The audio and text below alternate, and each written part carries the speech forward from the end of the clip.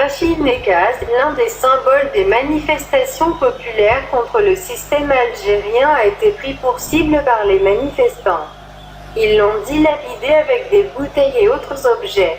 Ils n'ont certainement pas oublié sa mauvaise farce lors du dépôt de sa candidature à la présidentielle. Rachid Nekaz, qui a été longtemps l'un des symboles des manifestations populaires en Algérie, a été pris pour cible par les manifestants. Ils l'ont refoulé et pris pour cible avec des bouteilles d'eau et autres objets au niveau du balcon d'une maison d'où il essayait de s'attirer la sympathie des manifestants. Désormais, avec le départ de Bouteflika, les manifestants souhaitent distinguer le bon grain de l'ivraie.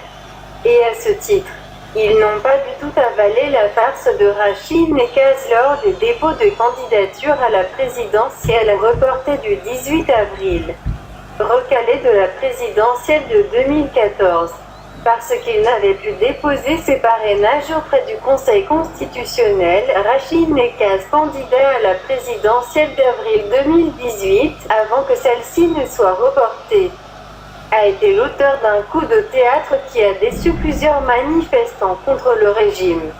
En effet, le 3 mars dernier, après avoir sillonné l'Algérie à la recherche de parrainage pour sa candidature, il est allé déposer le dossier de sa candidature à la Cour constitutionnelle.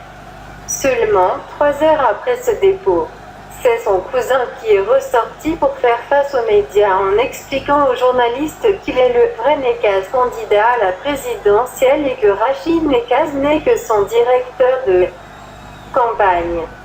Les manifestants algériens ne lui ont certainement pas pardonné cette légèreté au moment où il luttait pour chasser Bouteflika. Désormais, Bouteflika étant hors course, les manifestants souhaitent des dirigeants et candidats sérieux, contrairement à Rachid Nekaz qui, du fait de sa double nationalité, ne peut en aucun cas concourir à la magistrature suprême algérienne.